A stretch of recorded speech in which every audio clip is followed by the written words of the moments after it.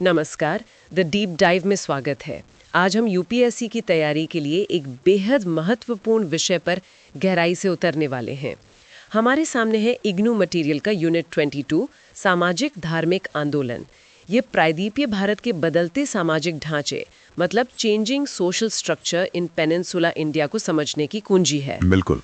और ये यूनिट सिर्फ इतिहास या संस्कृति के लिए ही नहीं बल्कि भारतीय समाज की पूरी समझ के लिए बहुत क्रूशल है।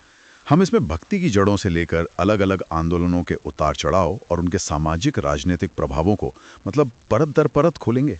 हाँ, तो तैयार हो जाइए एक लंबे डिटेल्ड सफर के लिए। हम संगम ग्रंथों में भक्ति के विकास से शुरू करेंगे, फिर नयानार और आलवार संतों की वो भावुक भक्ति, शंकराचार्य का अद्वैत, आचार्यों की भूमिका, वीर शैव जैसे आंदोलन और फिर उत्तर भारत में भक्ति का प्रसार। हर पहलू को खंगालेंगे। सही। ये स्प्रिंट नहीं, मैराथन है। हर डिटेल, हर नुआंस को समझने की कोशिश करेंगे। चलिए शुरू करते हैं। Let's unpack this. तो सबसे पहले यूनिट 22.0 प्रस्तावना। भक्ति शब्द का मतलब क्या है? देखिए, भक्ति संस्कृत की भज धातु से बना है। इसका मतलब है ईश्वर में भाग लेना, भागीदारी करना और एक व्यक्तिगत ईश्वर के प्रति प्रेमपूर्ण समर्पण, डिवोशन। लेकिन इसकी व्याख्याएं तो अलग अलग रही। हाँ बिल्कुल, अलग अलग व्याख्याओं से कई डिवोशनल कम्युनिटीज बनी। ये यूनिट खासतौर पर दक्षिण भारत में 4वीं से 18वीं सदी तक के आंदोलनों पर फोकस करती है। अच्छा। उनके ऐतिहासिक संदर्भ, उनका विकास कैसे हुआ और उन पर प्रतिक्रियाएं क्या हुई, ये सब इसमें शामिल हैं। अच्छा, और यूनिट का स्ट्रक्चर कैसा है? इसे 4 मुख्य भागों में बांटा गया है। पहला, 4वीं से 6वीं सदी, धर्म और भक्ति के विचार। दूसरा, 7वीं से 11वीं सदी, लोकप्रिय भक्ति आंदोलन। तीसरा, 11वीं से 14वीं सदी, इन आंदोलनों की प्रतिक्रियाएं। और चौथा, 14वीं से 18वीं सदी, बदलता सामाजिक आधार और सामुदायिक पहचान। ठीक है, तो शुरुआत करते हैं पहले भाग से। खंड 22.1 संगम ग्रंथों में भक्ति का विकास, 4वीं से 6वीं सदी। जी, मध्यकालीन दक्षिण भारत में धर्म के विकास की जड़ें हमें इसी संगम काल के ग्रंथों में मिलती हैं, मतलब 4वीं से 6वीं सदी। इन ग्रंथों में कोई फॉर्मल धार्मिक समुदाय नहीं दिखते, पर पूजा के अव्यवस्थित तरीके दिखते हैं, जैसे प्रार्थना की ध्वनियाँ, फूलों और धूप की सुगंध, दियों का प्रकाश। एक माहौल था। पवित्रता के लिए कुछ खास शब्द भी इस्तेमाल होते थे। हाँ, जैसे कटवुल और अनंकु, ये पूज्य दिव्य रूपों के लिए थे, और कंटू व पोथियल, ये मंदिर के शुरुआती रूप मतलब प्रोटो टेम्पल कह सकते हैं। उस समय कोयल शब्द का मतलब था मुखिया का घर, मंदिर नहीं। ये बाद में बदला। अच्छा, और व्यवस्थित विकास कब शुरू हुआ? वो 4वीं सदी के आसपास। प्रसिद्ध व्याकरण ग्रंथ तोलकाप्पियम में दिखता है। इसमें तिणय परंपरा का जिक्र है, जिसने धर्म को व्यवस्थित किया। तिणय, ये क्या है? तिणय मतलब 5 अलग अलग इकोजोन्स या भौगोलिक क्षेत्र। हर जोन की अपनी आबादी, अपनी जीवन शैली और अपने देवता थे। ये बहुत इंपॉर्टेंट है, इसे विस्तार से देखते हैं। हाँ बिल्कुल। पहला है मुल्लई। ये चारागाह क्षेत्र था। यहाँ मरवर यानी योद्धा और इडेयर पशुपालक रहते थे। देवता थे मायोन। ओके, मुल्लई यानी चारागाह, देवता मायोन। दूसरा कुरिंजी पहाड़ी क्षेत्र। यहाँ वेटार या कुरवर शिकारी रहते थे, झूम खेती करते थे। देवता थे मुरुगन। कुरिंजी पहाड़ी, देवता मुरुगन। तीसरा कौन सा है? तीसरा मरुतम, नदी घाटी की आर्द्र भूमि। यहाँ उल्वर कृषक रहते थे। देवता थे वेंटन। मरुतम, नदी घाटी, देवता वेंटन। चौथा नेतल, समुद्र तटीय क्षेत्र। यहाँ पर्वतवर मछुआरे थे। देवता थे वरुणन। नेतल तटवर्ती, देवता वरुणन। और पांचवा पालई, ये शुष्क रेगिस्तानी जैसा क्षेत्र था। यहाँ शिकारी संग्राहक रहते थे और यहाँ देवी थी कोर्रवाई। पाले शुष्क क्षेत्र, देवी कोर्रवाई। तो ये 5 तिनय थे। इनमें सबसे प्रमुख कौन थे? इनमें मुर्गन और मायोन का जिक्र सबसे ज्यादा मिलता है। मुर्गन यौवन और सुंदरता के देवता माने जाते थे। उनकी पूजा स्थानीय जगहों पर होती थी, खलिहान, जंगल, बाजार, पेड़ के नीचे, यहाँ तक कि युद्ध क्षेत्र में भी। पूजा की खास विधि थी वेरियातु, एक तरह का भावनात्मक नृत्य जिसमें भक्त देवता के आवेश में आ जाता था। मुर्गन काफी लोकल लगते हैं। मायोन के बारे में क्या है? मायोन में थोड़ी अभिजात्य प्रवृत्ति दिखती है। उनका जुड़ाव उत्तर भारतीय कृष्ण पंथ या वैष्णववाद से जोड़ा जाता है। जैसे मायोन को कृष्ण माना गया तो तोलुने नदी को यमुना। मायोन पांड्य और तोंडेमान शासकों के प्रतीक भी बने। कांची के पास वेहका में उनका पूजा स्थल विकसित हुआ, जो शायद मंदिर का शुरुआती रूप था। तो हाँ, मुरुगन ज्यादा लोकल थे, मायोन थोड़े एलीट लगते हैं। अच्छा, फिर 5वीं सदी के बाद क्या बदलाव आए? 5वीं सदी के बाद जो उक्कर संगम ग्रंथ हैं जैसे सिलप्पदिकारम, उनमें नए विचार दिखते हैं। उत्तर भारतीय महाकाव्यों, रामायण और महाभारत और पुराणों का प्रभाव साफ नजर आता है। जो तिनई के स्थानीय देवता थे वो अब सार्वभौमिक, छोवरचंदिक, ट्रांसेंडेंटल देवता बनने लगे। मतलब उनकी पहचान स्थानीय सीमाओं से ऊपर उठ गई। जैसे मुरुगन का विलय स्कंद से हो गया, जो आर्यों के युद्ध देवता थे। मुरुगन के 6 मुख और 6 भुजाएं दिखाई जाने लगी। माल या मायोन की पहचान विष्णु से हो गई। उनकी अवतार कथाएं प्रचलित हुईं। और वेंटन और वरुण का क्या हुआ? वो धीरे धीरे हाशिए पर चले गए, उनका महत्व कम हो गया। कुर्वे का क्या? कोरवे देवी महत्वपूर्ण बनी रहीं, लेकिन उनका भी शैव पंथ में दुर्गा के रूप में विलय शुरू हो गया, मतलब शिव की पत्नी के रूप में। तो ये एक तरह का सिंथेसिस चल रहा था। हाँ बिल्कुल।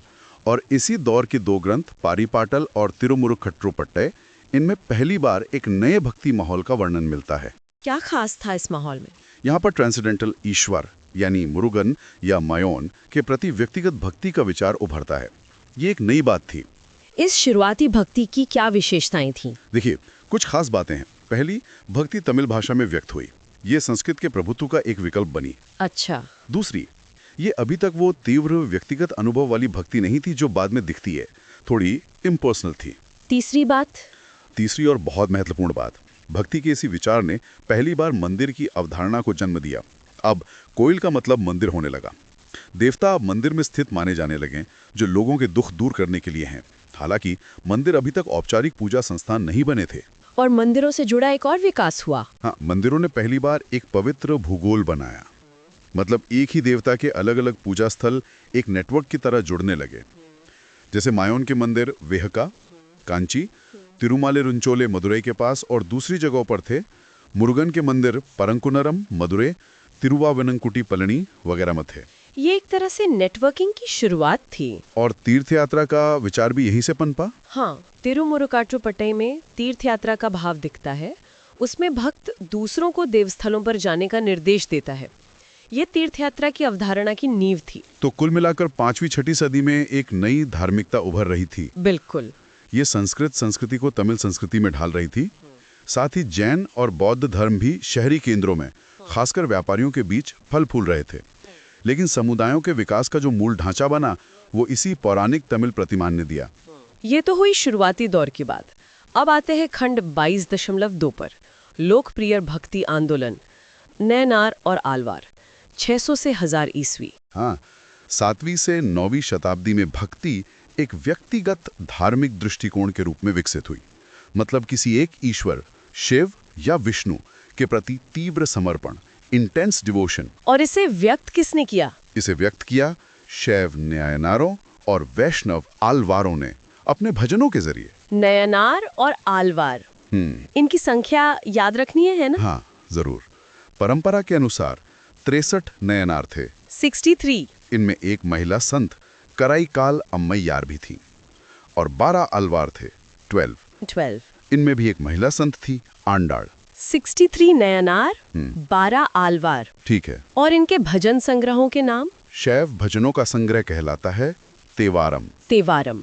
और वैष्णव भजनों का संग्रह है नालायर दिव्य प्रबंधम। ये की टेक्स्ट हैं, इन्हें याद रखना जरूरी है। तेवारम और नालायर दिव्य प्रबंधम। तेवारम का मतलब क्या है? तेवारम का मतलब हो सकता है देवग्रह, देवता का घर, प्लस वरम, देवता को संबोधित गीत, या फिर निजी अनुष्ठान पूजा। और नालायर दिव्य प्रबंधम? इसका सीधा मतलब है 4000 भजनों का दिव्य संग्रह, 4000 हिम्स। अच्छा, इन भजनों में भक्ति का विचार कैसे बना? क्या ये बिल्कुल नया था? नहीं, ये एक संश्लेषण था। इसमें ए, संगम ग्रंथों की तमिल धार्मिकता, बी, पारीपाटल और तिरुमुरुकाट्टुपट्टै की सरल भक्ति और मंदिर का माहौल, और सी, अखिल भारतीय पौराणिक मिथक और ईश्वर की वो ट्रांसेंडेंटल अवधारणा, इन सब का मिश्रण था। नयनार और आलवार एक ही समय के थे, पर उनमें कुछ फर्क भी था। हाँ, वो समकालीन थे, पर ईश्वर को समझने के उनके तरीके अलग थे। इसी से 8वीं-9वीं सदी तक शैव और वैष्णव समुदायों की अलग अलग पहचान बनी।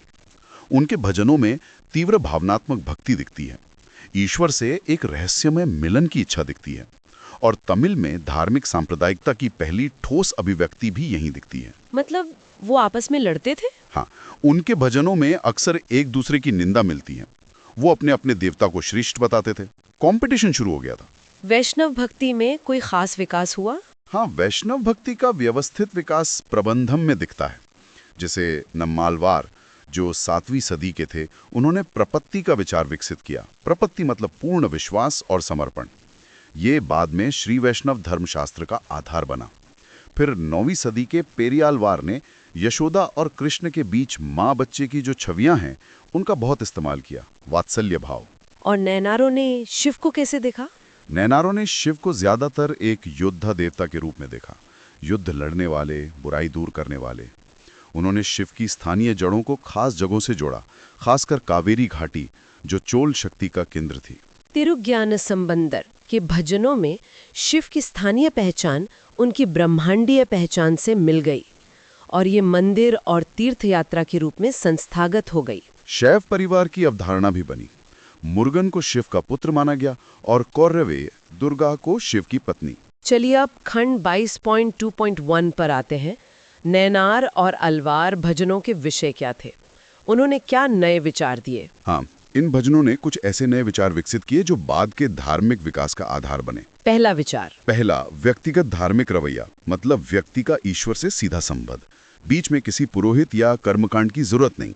दूसरा, समुदाय की भावना। ये भजन मुख्य रूप से भक्तों के समूह को संबोधित थे। अकेले भक्त की बात कम, समूह की ज्यादा। तीसरा, और ये शायद बहुत महत्वपूर्ण है, जाति पदानुक्रम के प्रति उनका दृष्टिकोण क्या था? हाँ, ये बहुत अहम है। उन्होंने वैदिक ब्राह्मणों, खासकर चतुर्वेदियों के कर्मकांडीय प्रभुत्व का विरोध किया।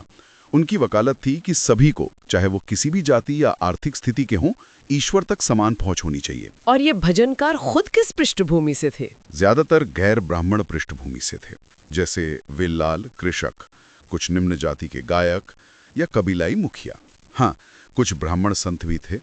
उनका विरोध शायद ब्राह्मणों के भीतर के पदानुक्रम को भी दिखाता है, जैसे चतुर्वेदी या स्मार्त ब्राह्मण बनाम आदिशैव या मंदिर के पुजारी। तो विरोध सिर्फ बाहरी नहीं था, अंदरूनी भी था। लेकिन क्या उन्होंने जाति व्यवस्था को पूरी तरह नकार दिया था? पूरी तरह नहीं।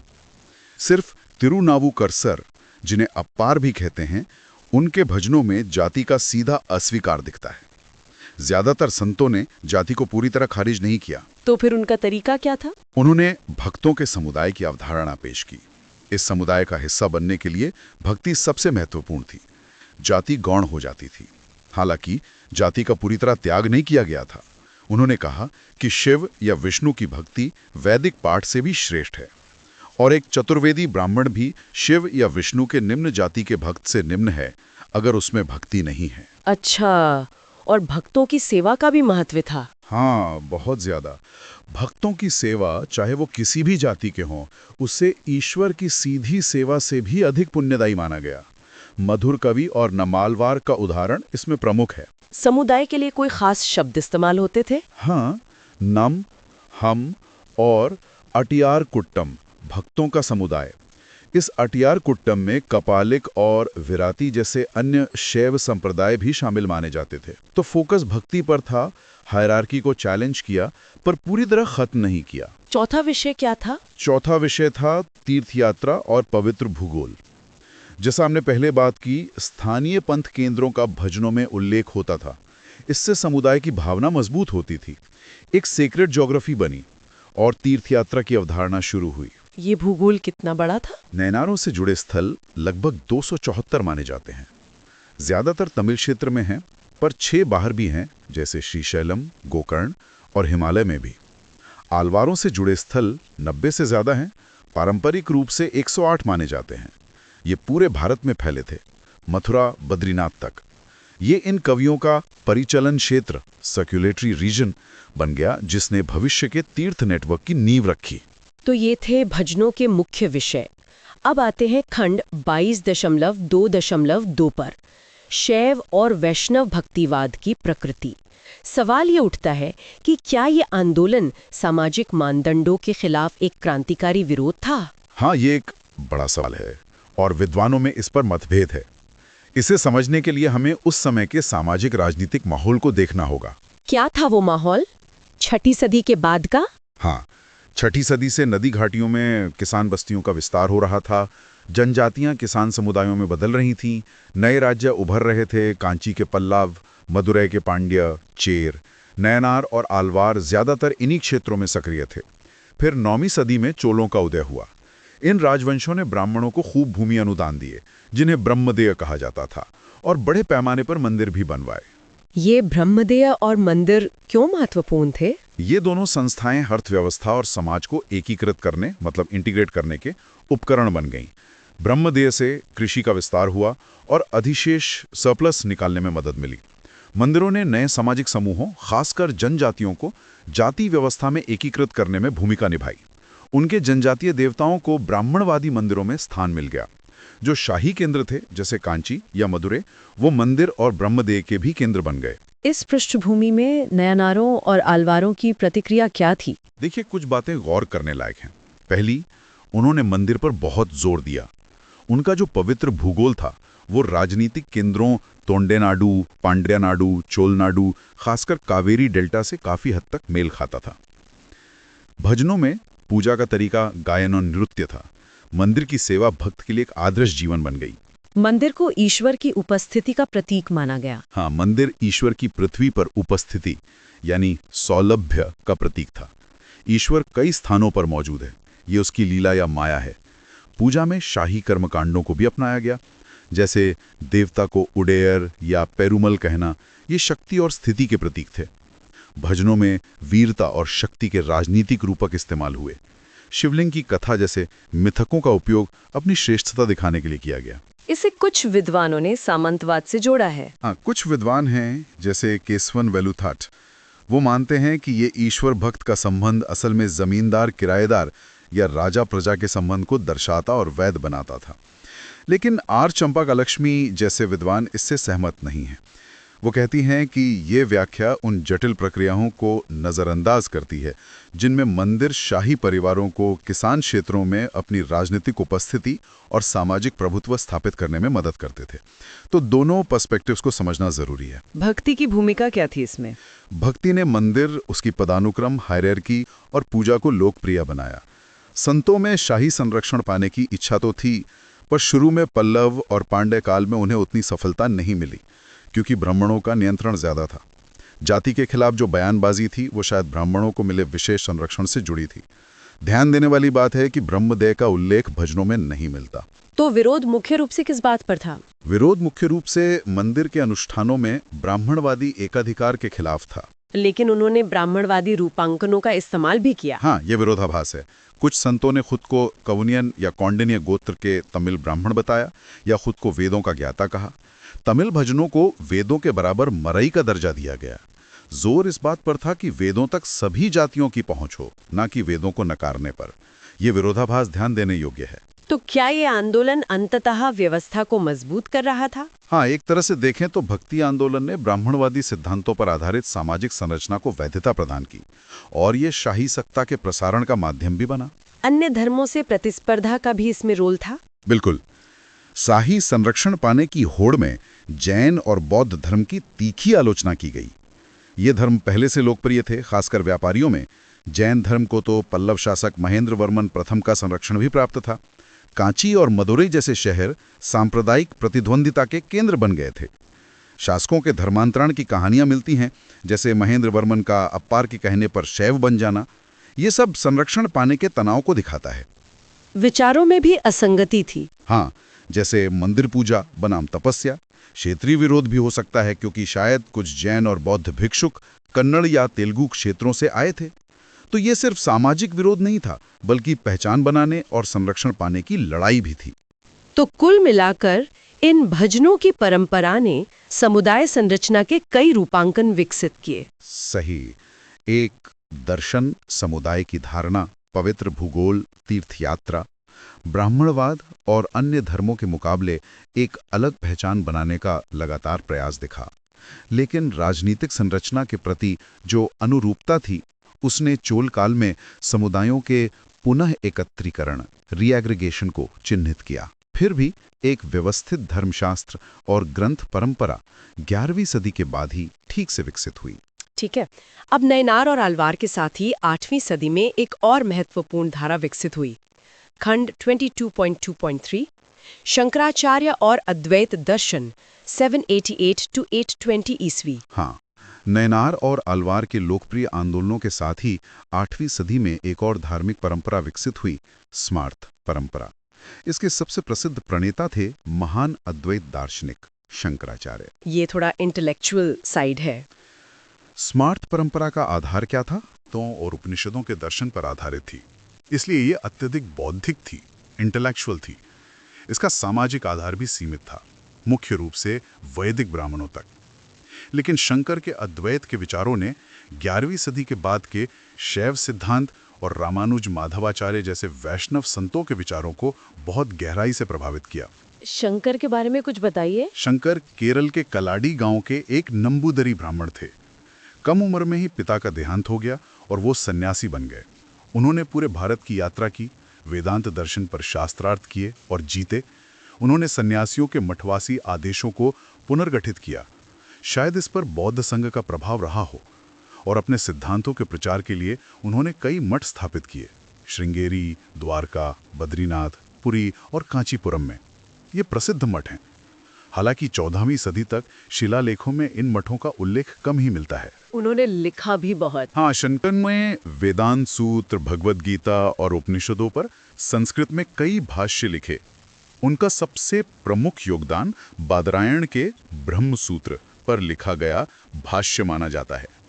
उनके कई शिष्यों ने स्मार्त परंपरा को आगे बढ़ाया। शंकर का दर्शन बौद्धिक था और उनका धार्मिक संगठन अनिवार्य रूप से तपस्वी या मठवासी था।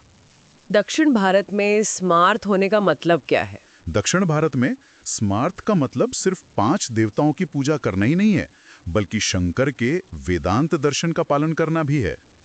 उनका धार्मिक अभ्यास पंचायतन पूजा पर आधारित है। इसमें घर पर ही 5 देवताओं शिव, विष्णु, शक्ति, सूर्य और गणेश की प्रतीकों के रूप में पूजा की जाती है।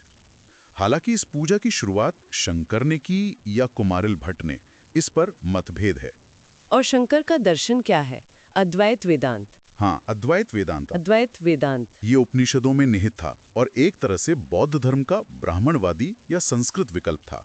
उन्होंने उपनिषदों की अद्वैतवादी प्रवृत्ति को व्यवस्थित किया। उनके मुख्य सिद्धांत क्या थे? उनके अनुसार शिव और विष्णु दोनों ही सर्वोच्च ब्रह्म या सार्वभौमिक आत्मा के प्रतीक हैं। ब्रह्म निर्गुण है, मतलब उसमें कोई गुण नहीं है। वो एक है, शाश्वत है और विषय और वस्तु के द्वैत से परे है। तो फिर ये दुनिया, ईश्वर, हम सब क्या हैं? उनके अनुसार ईश्वर, जीवा यानी आत्मा और जगत यानी दुनिया, ये सब माया के कारण केवल भ्रम है, इल्यूजन है। तो मुक्ति कैसे मिलेगी? सच्ची मुक्ति यानी मोक्ष केवल ज्ञान यानी जाना से ही प्राप्त हो सकती है, कर्म या भक्ति से नहीं, केवल ज्ञान से। इसीलिए उन्होंने सांसारिक जीवन का त्याग करने और तपस्वी जीवन अपनाने की वकालत की। लेकिन भक्ति और कर्म का कोई स्थान नहीं था। उन्होंने माना कि वेदांत के अध्ययन के लिए योग्यता प्राप्त करने हेतु ईश्वर भक्ति और वर्णाश्रम धर्म का पालन महत्वपूर्ण है। ये ज्ञान प्राप्ति के साधन थे, साध्य नहीं। तो शंकर के अद्वैत ने बाद के दर्शनों को बहुत प्रभावित किया। हाँ बिल्कुल, बाद के वैष्णव और शैव सिद्धांत दर्शन पर इसका गहरा प्रभाव पड़ा। ये फाउंडेशन समझना आगे के डेवलपमेंट्स के लिए बहुत जरूरी है। ठीक है, अब हम आगे बढ़ते हैं 10वीं से 13वीं सदी के दौर में। खंड 22.3 धार्मिक परंपराओं का समेकन, consolidation of religious traditions 1000 to 1300 AD। जी, 10वीं से 13वीं शताब्दी में जो धार्मिक प्रवृत्तियां थीं, उनमें सामुदायिक निर्माण और समेकन, कम्युनिटी कंस्ट्रक्शन एंड कंसोलिडेशन पर ज्यादा जोर था। ये दो तरह से दिखा। एक, समुदाय के भीतर अपने सामाजिक आधार को व्यापक बनाने और एक सार्वभौमिक दृष्टिकोण अपनाने के प्रयास हुए, और दूसरा, अन्य धार्मिक परंपराओं के साथ बातचीत या इंटरैक्शन। तमिल क्षेत्र में क्या हुआ इस दौरान? तमिल क्षेत्र में नयनारों और आलवारों के बाद आचार्य आए। ये धर्मशास्त्री और दार्शनिक थे। इन्होंने अपने अपने समुदायों के दार्शनिक आधार का विस्तार किया और उसे कंसोलिडेट किया। उन्होंने शुरुआती संतों के भजन एकत्र किए, भक्ति आंदोलन के लिए एक संस्थागत ढांचा, इंस्टीट्यूशनल फ्रेमवर्क बनाया, और उन्होंने क्षेत्रीय विचारों को उपनिषद जैसे अखिल भारतीय संस्कृत ग्रंथों के साथ हार्मोनाइज करने की कोशिश की, उनमें सामंजस्य स्थापित किया। और तमिल क्षेत्र के बाहर? उसी समय कर्नाटक और आंध्र क्षेत्र में जाति विरोधी विचारधारा पर आधारित सामाजिक धार्मिक आंदोलन चल रहे थे। इनमें प्रमुख थे वीरशैव और आराध्य शैव। इस दौर की ऐतिहासिक पृष्ठभूमि क्या थी? खंड 22.3.1। हाँ, ये आंदोलन एक बदलते हुए ऐतिहासिक परिदृश्य में विकसित हो रहे थे। 10वीं सदी में चोलों का समेकन हुआ। राजनीतिक केंद्र अब तोंडे नाडु कांची से चोल नाडु तंजावुर न शिफ्ट हो गया। पांडे मधुरे से ही शासन करते रहे। चोल और पांडे दोनों ने राजनीतिक एकीकरण के लिए ब्रह्मदेव और मंदिरों का उपयोग जारी रखा। लेकिन मंदिर ज्यादा महत्वपूर्ण हो गए। हाँ, मंदिर एकीकरण की एक ज्यादा महत्वपूर्ण संस्था के रूप में उभरे। इसके 3 मुख्य तरीके थे। पहला तरीका? पहला, उपहार देने की रस्म। देवताओं को उपहार देने से राजनीतिक गठबंधनों का एक नेटवर्क बना। राजा मंदिरों को उपहार देते थे। ये उपहार, जैसे प्रसाद वगैरह, अनुष्ठानिक वस्तुओं के रूप में समाज में फिर से बांटे जाते थे या बेचे जाते थे। इससे आर्थिक लेन देन होता था। स्थानीय प्रमुख भी राजा के नाम पर मंदिरों को दान देते थे और उपाधियां प्राप्त करते थे। इससे राजनीतिक निष्ठाएं बनती थीं। ऑफ कोर्स, धार्मिक पुण्य का पहलू तो था ही। दूसरा तरीका? दूसरा, मंदिर एक वैचारिक उपकरण बन गए। मंदिरों ने अलग अलग सामाजिक समूहों के धर्मों को एक साथ लाकर मध्ययुगीन दक्षिण भारतीय राज्यों के लिए एक वैचारिक ढांचा प्रदान किया। नयानार और आलवार के भजनों ने पहले से ही स्थानीय पंथों और पौराणिक धर्म के बीच संवाद का मंच तैयार कर दिया था। हाँ जी। राजवंशों ने महसूस किया कि शैव और वैष्णव भक्ति पंथ अपनी व्यापक विचारधाराओं के साथ समाज को एकीकृत करने और राजनीतिक नेटवर्क्स को मजबूत करने में ज्यादा प्रभावी होंगे।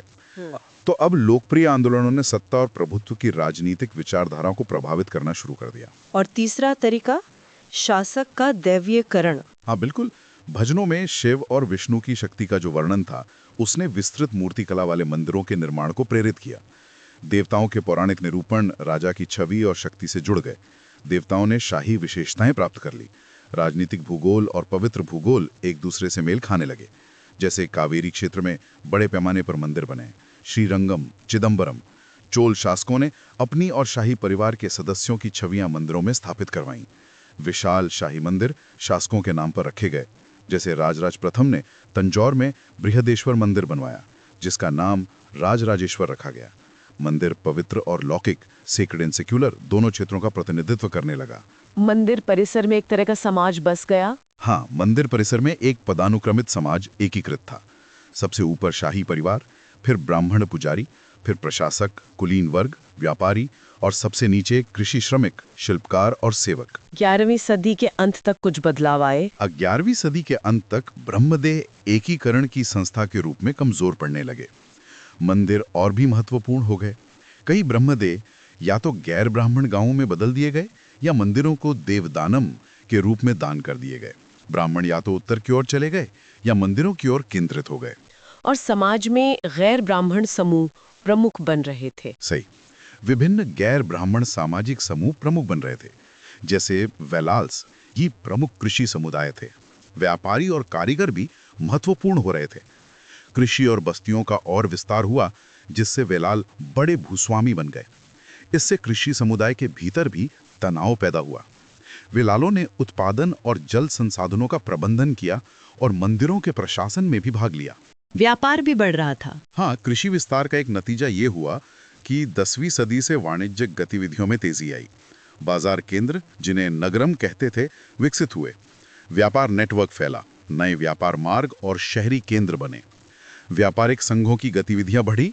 स्वदेशी और विदेशी व्यापारी दोनों सक्रिय थे। नगर अट्टार जैसी प्रमुख व्यापारिक जातियां उभरी, जिनके नाम के साथ चिट्टी प्रत्यय जुड़ा होता था। व्यापारिक समुदायों ने कृषि में निवेश किया और मंदिरों को खूब दान दिया। कैक्कोलार जैसे समुदाय, जो बुनकर थे, उनका मंदिरों से महत्वपूर्ण संबंध था और वे एक महत्वपूर्ण सामाजिक समूह बन गए। ब्रह्मदेव और मंदिर शहरी विकास के केंद्र बन गए। इस बदलते माहौल में इन नए समूहों की आकांक्षाएं क्या थीं? इस बदलते सामाजिक परिवेश में जो गैर ब्राह्मण समूह उभर रहे थे, उन्होंने उच्च जाति की स्थिति की मांग की। खासकर कारीगरों ने द्विजों का दर्जा मांगा और उन्होंने मंदिरों में सम्मानजनक अनुष्ठानिक स्थान की भी मांग की। मंदिरों ने प्रमुखों, राजाओं, व्यापारियों और इन नए उभरते समूहों के बीच संबंध स्थापित करने में भूमिका निभाई। अच्छा, अब आते हैं खंड 22.3.2 पर। सामाजिक धार्मिक आंदोलन, आचार्यों की भूमिका। इन आचार्यों ने क्या किया? शैव और वैष्णव समुदायों ने इस सामाजिक परिवर्तन का जवाब दिया। उन्होंने एक व्यापक सामाजिक आधार और वैचारिक स्वीकृति प्रदान करने की कोशिश की ताकि विभिन्न जातीय समूहों को एक समुदाय के ढांचे के भीतर समायोजित किया जा सके। इस समय जैन और बौद्ध धर्म से कोई बड़ी चुनौती नहीं थी? नहीं, उस समय तक जैन और बौद्ध जैसे विरोधी संप्रदायों से कोई खास चुनौती नहीं रह गई थी। इसलिए धार्मिक समुदायों ने अपना ध्यान शाही और स्थानीय सरदारों से संरक्षण प्राप्त करने पर केंद्रित किया ताकि वे अपने संसाधन आधार का विस्तार कर सकें। यहीं पर आचार्यों, आइडियोलॉग्स एंड थियोलॉजियंस की भूमिका महत्वपूर्ण हो जाती है। उन्होंने नयानार और आलवार के विचारों को व्यवस्थित किया। ये कैसे किया गया? मुख्य तरीके क्या थे? ये मुख्य रूप से 3 तरीकों से किया गया। पहला, शाब्दिक परंपरा, टेक्सचुअल ट्रेडिशन। इसमें क्या क्या शामिल था? इसमें भाष्य, जीवनियां, हैगियोग्राफीज और मंदिर ग्रंथ जैसे आगम, अगामास विकसित किए गए। इन ग्रंथों में समुदाय की विचारधारा व्यक्त की गई। उन्होंने समुदाय को इतिहास और सांस्कृतिक निरंतरता की भावना प्रदान की, जिससे उसे वैधता मिली। ये ग्रंथ खुद सामूहिक सामुदायिक चेतना का केंद्र बन गए। दूसरा तरीका? दूसरा, एक संस्थागत ढांचा तैयार किया गया। समुदायों ने मंदिरों में अपना आधार मजबूत किया, जैसे अनुष्ठान करने के अधिकार जैसे विशेष अधिकार प्राप्त करके। मठों का उदय हुआ। शायद इस पर स्मार्त परंपरा का प्रभाव था। और तीसरा तरीका? तीसरा, तीर्थ यात्रा का विस्तार। नयानार और आलवार के भजनों में जिन स्थलों का वर्णन था, उनके आधार पर स्थानीय, क्षेत्रीय और अखिल भारतीय तीर्थ नेटवर्क को बढ़ावा दिया गया। इससे समुदाय की सामूहिक चेतना उजागर हुई। ठीक है, अब खंड 22.3.3 सामाजिक धार्मिक आंदोलन, नई प्रवृत्तियां, न्यू ट्रेंड्स। पहले शैव धर्म की बात करते हैं। हाँ, शैव धर्म में एक एकीकृत ढांचा बनाने की कोशिश हुई। इसमें नयनारों की तमिल भक्ति, ब्राह्मणवादी पूजा और स्थानीय पंथों को मिलाया गया। शैव आगमों ने पूजा के नए रूप निर्धारित किए। स्थानीय पंथ केंद्रों को शैव मंदिरों में शामिल किया गया। इसमें नयनारों द्वारा वर्णित भूगोल ने मार्गदर्शन किया और कावेरी क्षेत्र पर खास ध्यान दिया गया। स्थानीय पुजारियों को शैव धर्म में दीक्षित किया गया, जिससे शैव ब्राह्मणों का एक नया वर्ग बना। इनका दर्जा स्मार्ट या वर्मा ब्राह्मणों से निम्न माना जाता था। मंदिर शैव समुदाय का केंद्र बन गया। कोई खास पंथ लोकप्रिय हुआ? हाँ, सोमस्कंदा पंथ काफी लोकप्रिय हुआ। इसमें शिव पिता हैं, दुर्गा पार्वती माँ हैं और मुरुगन पुत्र हैं। लिंग पूजा ने भी शैव धर्म का सामाजिक आधार व्यापक बनाने में मदद की। और चोलों ने इसे संरक्षण दिया। हाँ, शैव धर्म की प्रभावी एकीकरण विचारधारा के कारण चोलों ने इसे अपनाया। शिव के जो प्रतिष्ठित रूप थे, जैसे योगी दक्षिणामूर्ति, नटराज वगैरह, वो चोल शक्ति की विचारधारा के अनुकूल थे। शैव धर्म एक तरह से राज्य पंथ, स्टेट कल्ट बन गया, खासकर राजराज प्रथम, राजेंद्र प्रथम और कुलोतुंग द्वितीय के समय में, यानी मध्य 10वीं से 12वीं सदी तक। बड़े पैमाने पर शैव मंदिर बने, जैसे गंगाकोंड चोलापुरम और तंजावुर में। और ग्रंथों का संकलन भी हुआ। हाँ, ये एक शाही परियोजना थी। शैव भजनों का संग्रह किया गया, जिसे तिरुमुरे कहते हैं। ये नंबी आंडार नंबी ने राजराज प्रथम के दरबार में किया। और नयनारों की जीवनियां लिखी गईं, जिसे पेरिया पुराणम कहते हैं। ये चेकिलार ने कुलोतुंग द्वितीय के दरबार में लिखी। इन जीवनियों ने मूर्ति कला को भी प्रेरित किया। मुख्य नयनारों का महत्व बढ़ा। हाँ, 4 प्रमुख नयनार, अप्पार, चुंदनर, चंपंतर और माणिक्य वाचकर, इनके भजन मंदिर अनुष्ठानों का हिस्सा बन गए। 10वीं सदी के आसपास राजराज प्रथम और कुलोत्तुंग द्वितीय के समय में इनका देवत्वीकरण भी हुआ, मतलब उन्हें देवता की तरह पूजा जाने लगा। लेकिन 12वीं-13वीं सदी में शैव धर्म को कुछ चुनौतियों का सामना करना पड़ा। हाँ, बढ़ते हुए वैष्णववाद और नए उभरते गैर ब्राह्मण समूहों से खतरा महसूस हुआ। शैव कैनन और जीवनियों ने 63 संतों की संख्या तय कर दी थी। इसमें व्यापक सामाजिक स्पेक्ट्रम दिखाने की कोशिश थी, लेकिन मुख्य 4 के अलावा बाकी संतों की ऐतिहासिकता संदिग्ध है। ऐसा हो सकता है कि निम्न जातियों के संतों का प्रक्षेपण जानबूझकर किया गया हो ताकि एक लोकप्रिय सामाजिक आधार दिखाया जा सके। और इन ग्रंथों के संकलनकर्ता या रचनाकार कौन थे? वो खुद उच्च जातियों से थे। नंबी आंडार नंबी ब्राह्मण थे, चक्कीलार वेल्लाल थे। इसमें तमिल सिद्ध परंपरा के त्रिमूलर जैसे अन्य लोगों को भी शामिल किया गया। गैर ब्राह्मणों को समायोजित करने के लिए क्या किया गया? कारीगर और बुनकर समूह जो आर्थिक रूप से शक्तिशाली हो रहे थे और मंदिरों में अधिक भागीदारी मांग रहे थे, उन्हें समायोजित करने के प्रयास हुए। लोक तत्वों को अनुष्ठानों और पंथों में शामिल किया गया। लोक पंथों के लिए स्वतंत्र स्थान भी दिया गया। ये व्यापक समुदाय निर्माण एक सचेत कुलीन प्रयास था। तेवारम की पुनर्प्राप्ति की जो कथा है वो इसी का प्रमाण है। मठों की भूमिका क्या रही? मठास भी महत्वपूर्ण हो गए। इनमें गैर ब्राह्मण नेतृत्व भी उभरा, जैसे मुदलियार संतन जो विलाल वंश के थे। 12वीं-13वीं सदी कहा जाता है कि कुछ नयनारों ने भी मठ स्थापित किए थे, जैसे तिरुनावक्करसू ने तिरुपुंदुरुद्दी में। 12वीं सदी के बाद इन मठों ने मंदिरों और भूमि पर नियंत्रण प्राप्त कर लिया। ये मठ व्यापार में भी शामिल थे, व्यापार और बुनाई के केंद्रों में स्थित थे और उन्हें शाही और व्यापारी संरक्षण प्राप्त था। वे धार्मिक कैनन के संरक्षक बन गए। उनके बड़े अनुयायी थे और उनका एक शक्तिशाली संस्थागत आधार बन गया। शैव धर्म का प्रभाव और कहाँ पड़ा? इसने कर्नाटक के वीरशैव आंदोलन और मुरुगन पंथ को प्रभावित किया। मुरुगन पंथ शिव के पुत्र के रूप में जनजातीय और कृषि समुदायों को जोड़ने में सफल रहा। ठीक है, ये तो हुई शैव धर्म की बात। अब आते हैं वैष्णव धर्म पर। इसमें क्या प्रवृत्तियां रहीं? वैष्णव धर्म में मुख्य धारा थी श्री वैष्णव। इनकी स्थिति कैसी थी 10वीं-11वीं सदी में? शुरुआत में 10वीं-11वीं सदी में श्री वैष्णव थोड़े हाशिए पर थे, क्योंकि चोल शासक शैव धर्म को भारी शाही संरक्षण दे रहे थे। श्री वैष्णवों का कुछ हद तक उत्पीड़न भी हुआ। कम वैष्णव मंदिर बने। कुछ ही आलवारों का देवत्वीकरण हुआ, तिरुमंगई को छोड़कर।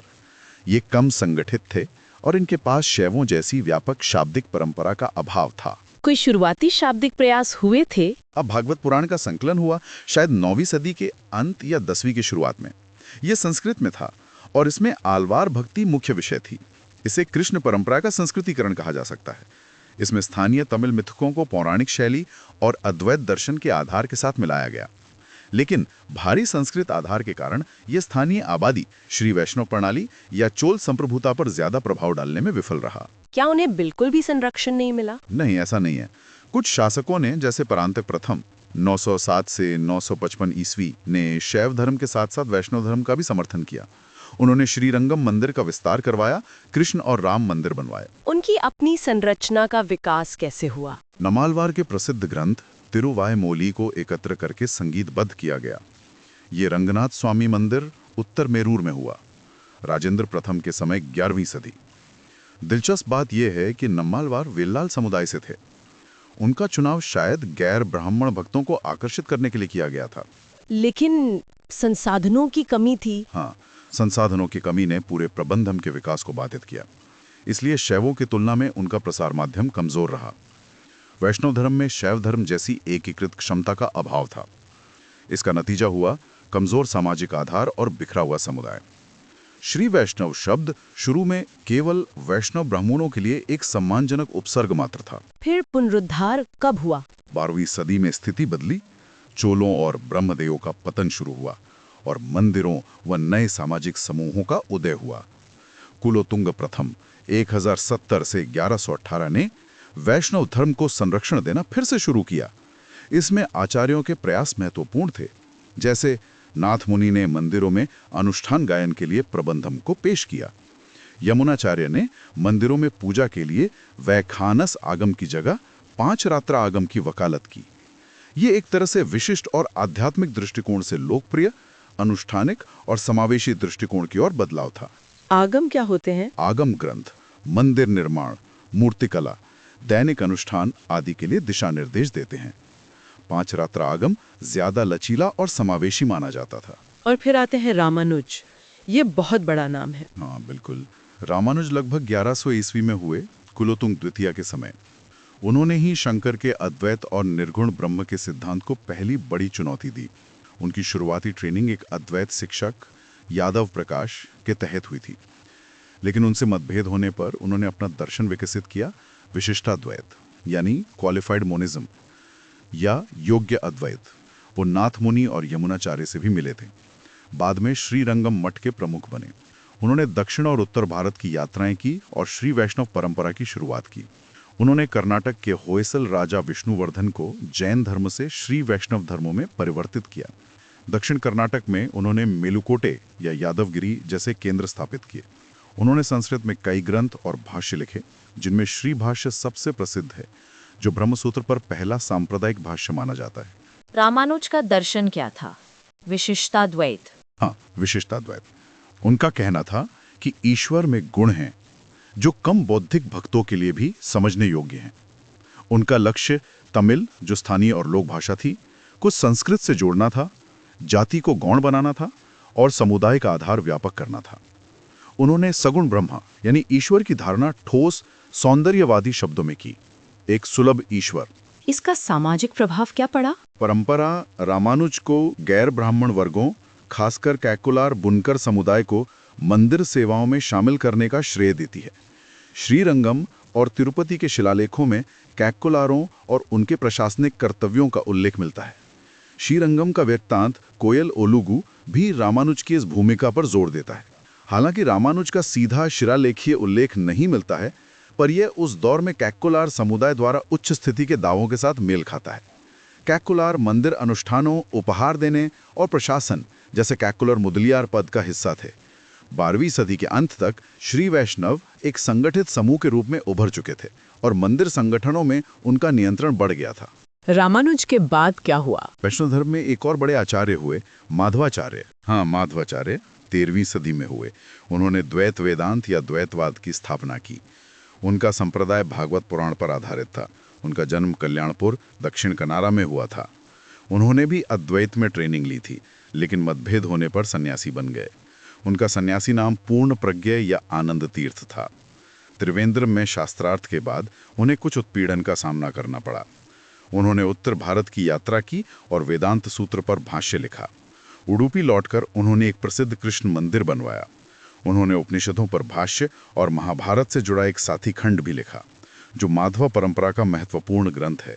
उनका धर्म और दर्शन क्या था? वो कृष्ण की भक्ति पर जोर देते थे, लेकिन उनकी भक्ति में राधा का कोई स्थान नहीं था। वो विष्णु के अन्य अवतारों का भी सम्मान करते थे, शिव की पूजा भी करते थे और स्मार्तों के 5 देवताओं को भी मान्यता देते थे। उनका दर्शन था द्वैत, ड्यूअलिज्म, जो अद्वैत और विशिष्टाद्वैत दोनों के विपरीत था। उन्होंने 5 शाश्वत भेदों की बात की, एक ईश्वर और आत्मा के बीच, दूसरा ईश्वर और पदार्थ के बीच, तीसरा आत्मा और पदार्थ के बीच, चौथा एक आत्मा और दूसरी आत्मा के बीच, और 5वां एक पदार्थ और दूसरे पदार्थ के बीच। उनके अनुसार जगत वास्तविक है, भ्रम नहीं।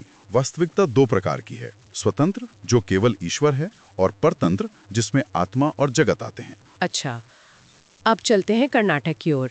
वीरशैव धर्म या लिंगायत आंदोलन, ये क्या था? खंड बी। हाँ, वीरशैव या लिंगायत आंदोलन कर्नाटक में उभरा। इसका संदर्भ भी वही था, गैर ब्राह्मणों का उदय। इसमें बहुत मजबूत जाति विरोधी और ब्राह्मण विरोधी बयानबाजी थी।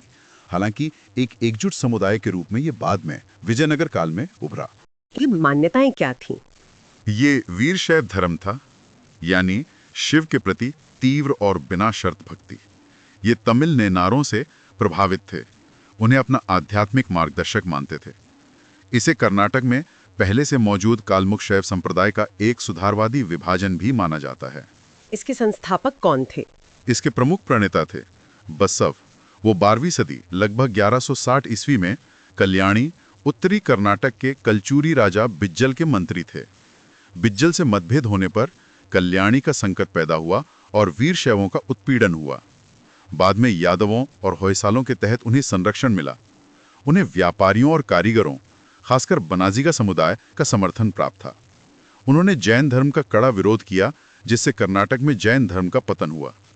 इनकी उत्पत्ति का कोई मिथक है? हाँ, एक मिथक है कि शिव के सिर से 5 तपस्वी निकले, जिन्होंने 5 मठ स्थापित किए, केदारनाथ, श्रीशैलम, बलेहल्ली, उज्जैनी और बनारस में। हालांकि इतिहासकार नीलकंठ शास्त्री का मानना है कि ये तपस्वी बसव के समकालीन 12वीं सदी ही थे। हर वीरशैव गांव में एक मठ होता है। इनकी प्रथाएं और पुरोहित वर्ग कैसा था? उन्होंने ब्राह्मणवादी प्रथाओं और मंदिरों को खारिज कर दिया, अपना पुरोहित वर्ग बनाया जिन्हें जंगम्स कहा जाता था। जंगम गुरु माने जाते थे, जिनकी पहचान शिव से की जाती थी। वो गृहस्थ या ब्रह्मचारी हो सकते थे और मठों में रहते थे।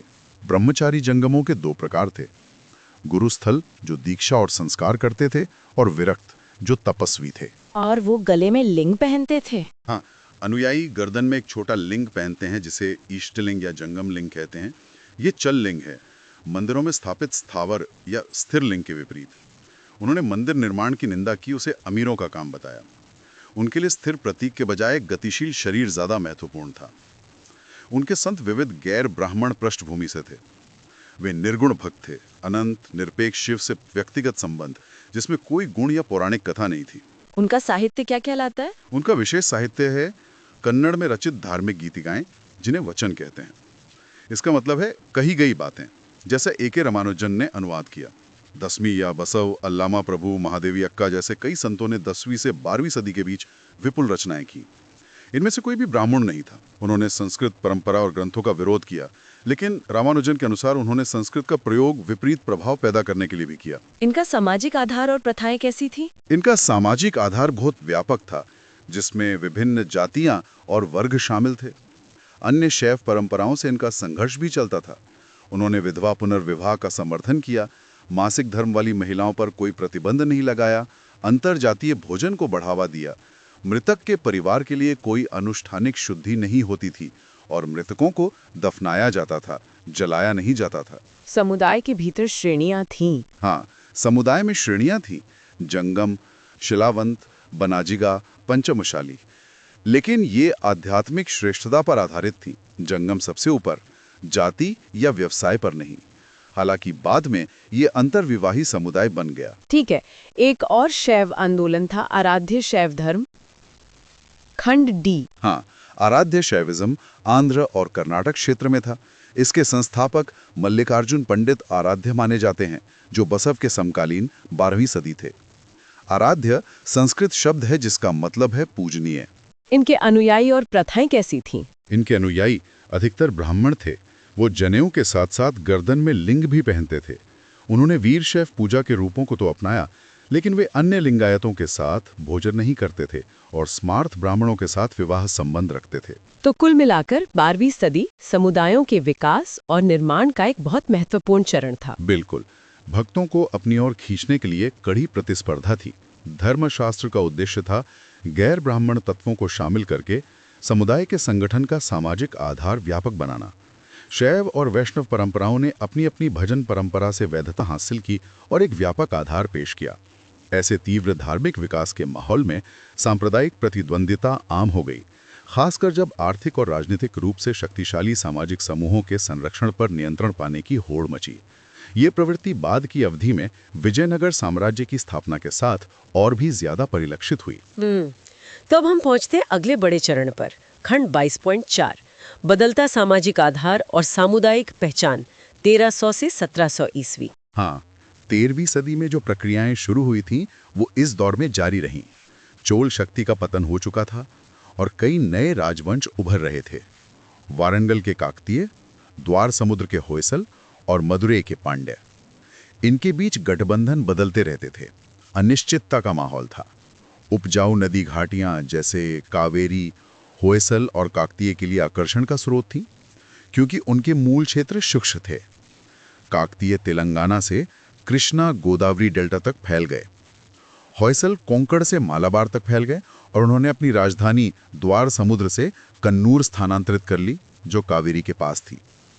पांड्यों और होयसलों के बीच तनाव था, जिसके कारण श्रीरंगम और जम्बुकेश्वरम जैसे मंदिरों के लिए प्रतिस्पर्धी संरक्षण देखने को मिलता है। और फिर उत्तर से आक्रमण हुए। हाँ, 14वीं सदी में दिल्ली सल्तनत के आक्रमण हुए, खिलजी और तुगलक। इससे दक्षिण का राजनीतिक विन्यास बाधित हुआ। मदुरै में एक सल्तनत भी स्थापित हो गई थी। इसी पृष्ठभूमि में विजयनगर साम्राज्य का उदय हुआ, हम्पी उत्तरी कर्नाटक में। 1370 ईस्वी तक ये साम्राज्य कंसोलिडेट हो गया और इसने मदुरै के सुल्तान को हरा दिया। विजयनगर साम्राज्य ने सामाजिक आर्थिक एकीकरण कैसे किया? विजयनगर ने तमिलनाडु, आंध्र और कर्नाटक के बड़े हिस्से को एकीकृत किया। इसमें आर्द्र भूमि की कृषि और शुष्क क्षेत्र दोनों शामिल थे। इस दौर में प्रवासन, माइग्रेशन भी बहुत हुआ। जैसे वेलामा कृषि समुदाय शुष्क उत्तर से कावेरी डेल्टा में आकर बसा।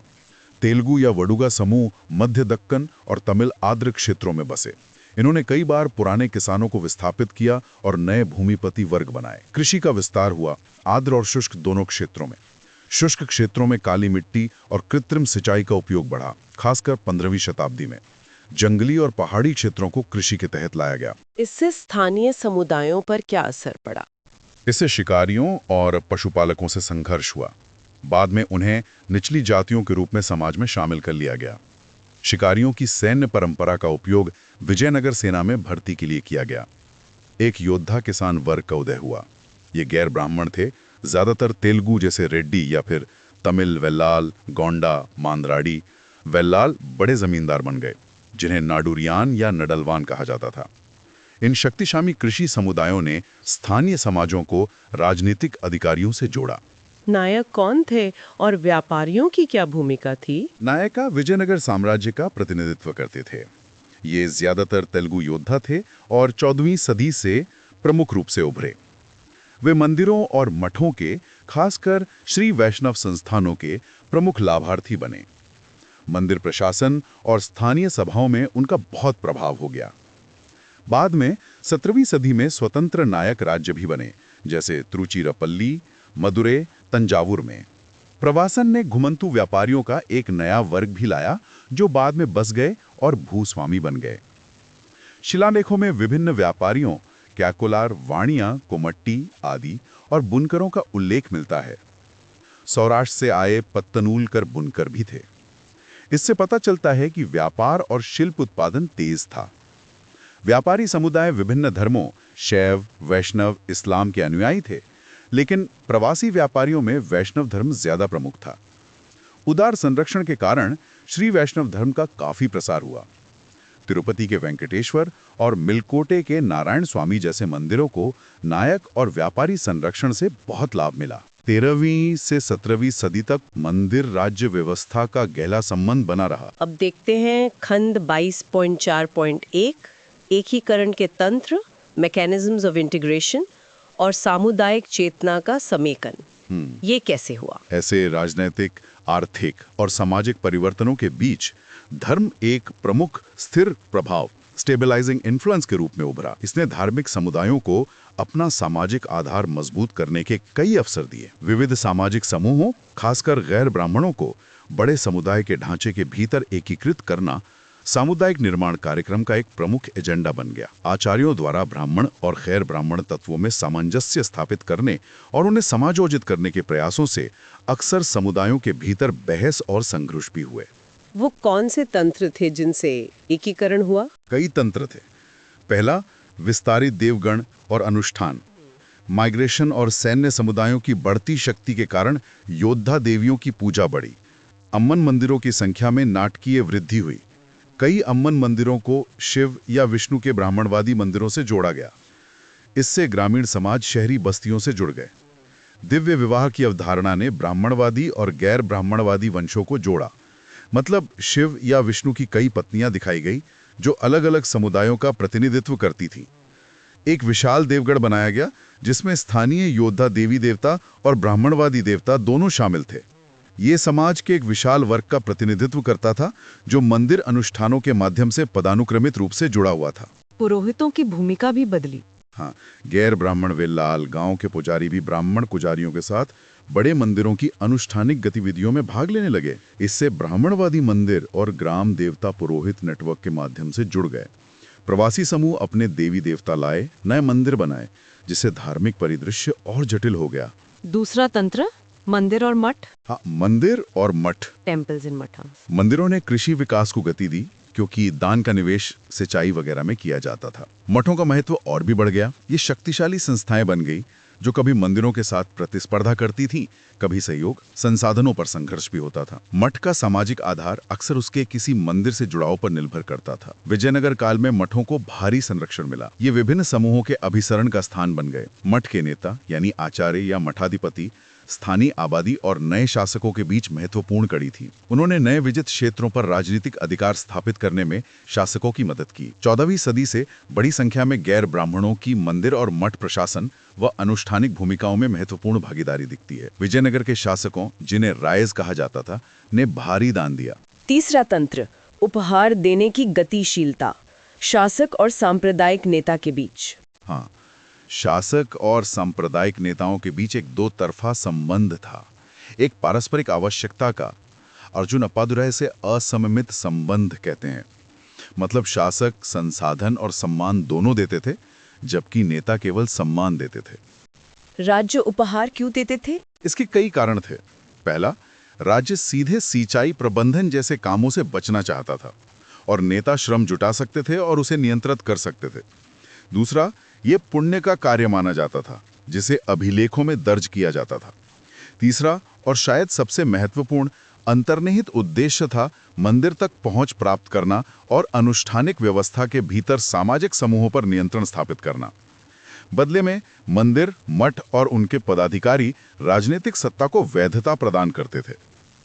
संसाधन सृजन के कारण संप्रदायों के बीच तनाव भी बढ़ता था।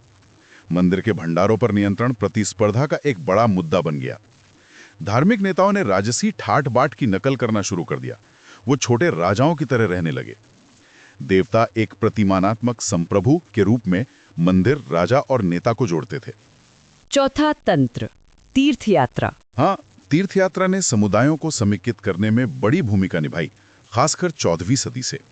ये विभिन्न समूहों और समुदायों के संपर्क का क्षेत्र था, जिसने एक सामूहिक चेतना प्रस्तुत की। तीर्थ यात्रा में समुदाय के प्रतिमान के भीतर कई पहचानों का दावा किया जा सकता था। इसने विभिन्न सामाजिक समूहों और नेताओं को एक साथ लाया। ये नैनार और आलवार के पवित्र भूगोल पर आधारित थी, लेकिन उसका विस्तार किया गया। इसका दायरा अखिल भारतीय हो गया, जिसमें दक्षिण के साथ साथ उत्तर भारत के स्थल भी शामिल थे। इसने स्थानिक पहचान को मजबूत किया।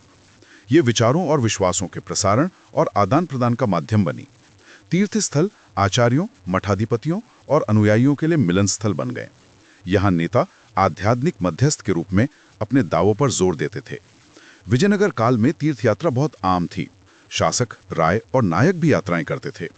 ताम्रपत्रों में पवित्र स्थलों, शैव और वैष्णव दोनों की सूचियां मिलती हैं। और स्थल पुराण क्या थे? स्थल पुराण 15वीं सदी से विकसित हुए। ये एक तरह का तीर्थ यात्रा साहित्य था, जो किसी विशिष्ट केंद्र या मंदिर का महिमा मंडन करता था। इसमें उस स्थल की पौराणिक उत्पत्ति, इतिहास, उससे जुड़े नेता का वर्णन होता था, ताकि स्थल की प्रधानता स्थापित हो सके। विहित साहित्य की तुलना में इनकी भूमिका अधिक लोकप्रिय थी। तीर्थयात्रियों और संरक्षकों को आकर्षित करने के लिए इनमें त्योहारों का भी वर्णन होता था। इनका फोकस विलक्षण होता था। स्थल के महत्व पर प्रकाश डालना कि यहाँ दिव्योपस्थिति है, यहाँ मोक्ष मिल सकता है। ये विशिष्ट स्थल के हितों को बढ़ावा देते थे, जैसे वहाँ के पुजारी और पदाधिकारी संरक्षण आकर्षित कर सकें। इनमें पौराणिक कथाओं, स्थानीय किंवदंतियों, संगम साहित्य, भजन संग्रहों, आलवार नैनार आचार्यों की जीवनियों सबका उपयोग किया जाता था। ये स्थलों और मंदिरों के प्रतिनिधि ग्रंथ बन गए। विजयनगर के बाद इनका दायरा और बढ़ गया। हाँ, गुरु यानी आचार्य या मठाधिपति बहुत महत्वपूर्ण हो गए। इनका उभार 13वीं सदी के परिवर्तनों से जुड़ा है। वे बड़े अनुयायी समूहों को नियंत्रित करते थे और इन समूहों को समुदाय की मुख्य धारा से जोड़ते थे।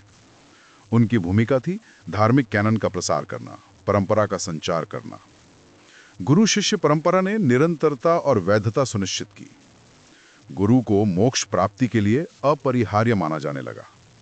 वो उपकारक, ज्ञान देने वाले और उद्धारक, मोक्ष का मार्ग दिखाने वाले थे। वो शिष्य को दीक्षित करते थे, धर्मशास्त्र की व्याख्या करते थे। प्रवचन उनके दर्शन का हिस्सा बन गए। उनकी दीक्षात्मक और व्याख्यात्मक भूमिकाओं को जीवनियों में संस्थागत रूप दिया गया। उनमें गुरु की बौद्धिक श्रेष्ठता, उनके द्वारा जीती गई बहसों, शाही पुरस्कारों के वृत्तांत होते थे। गुरु समुदाय का केंद्र बन गया। गुरु योद्धा वर्ग से मिलने वाले उपहारों के लिए मध्यस्थ बने। इससे उन्होंने विशेषाधिकार प्राप्त किए, मंदिरों पर नियंत्रण हासिल किया। उन्होंने धार्मिक, राजनीतिक और आर्थिक नियंत्रण स्थापित किया और खुद को वैध बनाया। अच्छा, अब आते हैं खंड 22.4.2 पर। विकास और रुझान, डेवलपमेंट्स एंड ट्रेंड्स। विजयनगर काल में धर्मराज्य गठजोड़ कैसा था? विजयनगर साम्राज्य की स्थापना में श्रृंगेरी के स्मार्त मठ की भूमिका मानी जाती है। विद्यातीर्थ और विद्याशंकर बुक्का प्रथम के मार्गदर्शक थे और विद्यारण्य हरिहर और बुक्का के मार्गदर्शक माने जाते हैं। स्मार्त परंपरा ने अन्य दर्शनों को प्रभावित किया और राजनीतिक भूमिका भी निभाई। 17वीं सदी की शुरुआत में अप्पय्य दीक्षितर एक प्रभावशाली स्मार्त विद्वान हुए। शैव धर्म का विकास कैसे हुआ इस दौर में? इस दौर में शैव धर्म काफी फला फूला, जिसका मुख्य कारण शैव मठों या आतीनम की बढ़ती शक्ति थी। इनके नेता, जो ब्राह्मण या विल्लार होते थे, जीवनियां और धर्मशास्त्र लिखते थे। तेवारम शीर्षक संभवतः 16वीं सदी में ही दिया गया। शैव सिद्धांत दर्शन का विकास हुआ। हाँ, शैव सिद्धांत नाम का एक नया तमिल शैव दर्शन 13वीं से 16वीं सदी के बीच विकसित हुआ। इसके संस्थापक मयकंडदेव माने जाते हैं। 13वीं सदी, चेन्नई के दक्षिण। उनकी रचना है शिव ज्ञानोबोधम, शिव जानाबोधम। इसने शैव धर्म को लोकप्रिय बनाया। उनके शिष्य थे अरुलनंदी, मरय ज्ञान संबंदर और उमापति शिवम। इन चारों को मिलाकर संतन आचार्य कहा जाता है। उमापति शिवम ने 14वीं सदी में तिरुमुरैकंठ पुराणम लिखा, जिसमें तेवारम की पुनर्प्राप्ति की कहानी बताई गई है। इससे उसकी प्रामाणिकता स्थापित होती है और उसे 11वीं सदी के चोल शासक नंबी आंडार नंबी और शिव गणेश से जोड़ा जाता है। शैव सिद्धांत का दर्शन क्या था? ये 28 शैव आगमों पर आधारित था और पाशुपत व कश्मीर शैव मतों से भी प्रभावित था। इसका दर्शन 3 परम सत्यों पर आधारित है: पशु आत्मा, पति ईश्वर शिव और पाशम बंधन। मुक्ति 4 मार्गी भक्ति पद से मिलती है: सेवा, पूजा, अनुशासन और ज्ञान। साथ ही ईश्वर की कृपा या अरुल भी जरूरी है। इसमें अनुष्ठानों की अपेक्षा भक्ति पर ज्यादा जोर था। इसी से कई विचारधाराएं निकली, जैसे शिवाद्वैत। हाँ, शिवाद्वैत 15वीं सदी में आया। इसके प्रतिपादक श्रीकंठ शिवाचार्य थे। उनकी रचना है शैव भाष्य। इनके अनुसार ब्रह्म ही पर शिव है, जो त्रिदेवों ब्रह्मा, विष्णु, महेश से भी श्रेष्ठ हैं। और सित्तर या सिद्ध कौन थे? सित्तर या सिद्ध 16वीं 17वीं सदी का एक एकेश्वरवादी रहस्यमय तमिल शैव आंदोलन था। सिद्ध का मतलब है सिद्ध पुरुष, भक्त से अलग। इनका इतिहास थोड़ा अस्पष्ट है। कुछ लोग इस्लामी या ईसाई प्रभाव की बात करते हैं, पर इसकी पुष्टि की जरूरत है। इनके नाम भी अजीब होते थे, जैसे अहप्पे, पाम्बट्टी। 17वीं सदी के एक सिद्ध शिवा प्रकाश ने एक ईसाई मिशनरी से बहस की थी और एशुमद निराकारणम नामक ग्रंथ लिखा था, ईसाई विचारों का खंडन, जो अब लुप्त हो चुका है। अब बात करते हैं वीरशैव धर्म की। वीरशैविज्म इस दौर में क्या हुआ? वीरशैव धर्म उत्तरी कर्नाटक से मध्य और दक्षिणी कर्नाटक की ओर फैला। इन्हें विजयनगर शासकों, बाद में मैसूर के वोडेयारों, 18वीं सदी नायकों और व्यापारियों से संरक्षण मिला। जंगमों को अग्रहार, भूमि अनुदान दिए गए। विजयनगर के बाद मिले भारी संरक्षण से इनका लोकप्रिय आधार बढ़ा। मंदिर और मठ इनके समेकन में महत्वपूर्ण रहे।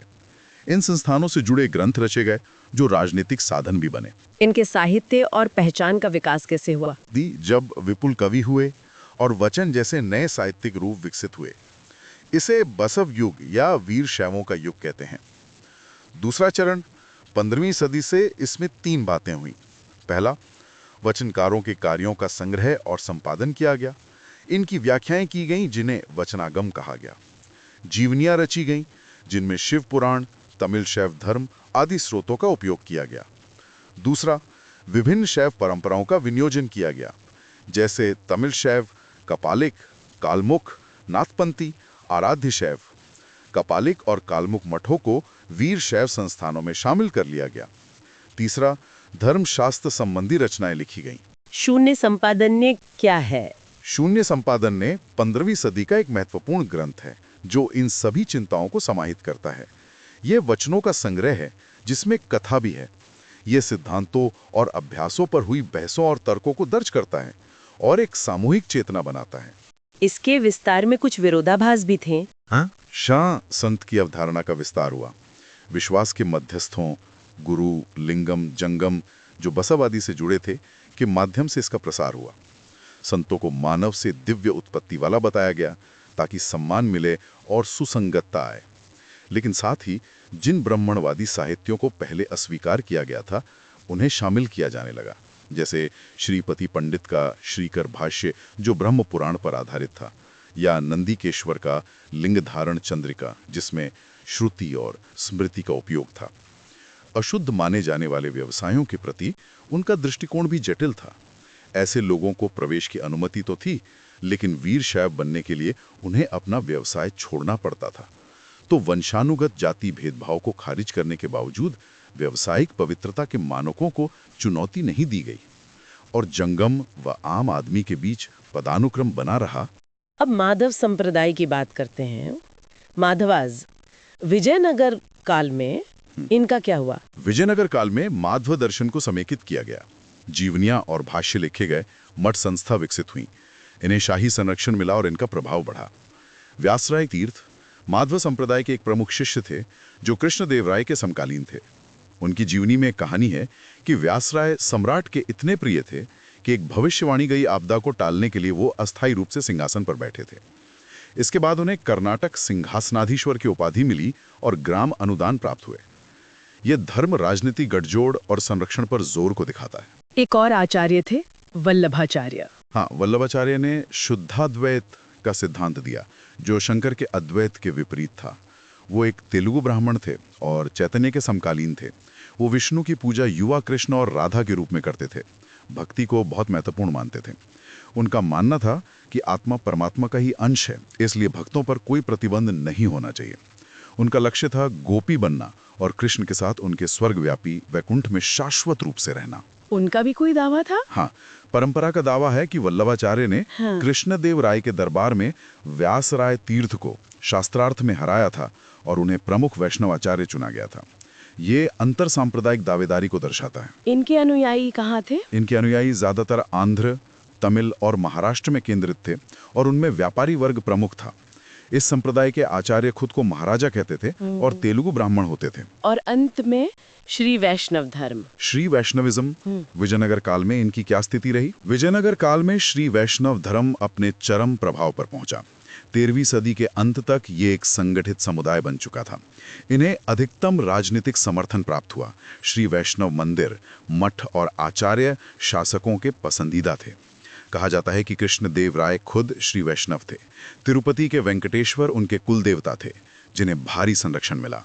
नायकों ने भी इसी का अनुसरण किया। तिरुपति 16वीं सदी से एक प्रमुख संस्थान बन गया। इनकी लोकप्रियता के कारण क्या थे? कई कारण थे। गैर ब्राह्मणों का समावेश मंदिर और मठ प्रशासन में, व्यापक धर्मशास्त्र और तमिल भाषा का उपयोग भक्ति की भाषा के रूप में। इन सब ने शासकों का ध्यान आकर्षित किया जो राज्य और समाज के बीच संबंध बनाना चाहते थे। लेकिन इनके भीतर तनाव भी थे।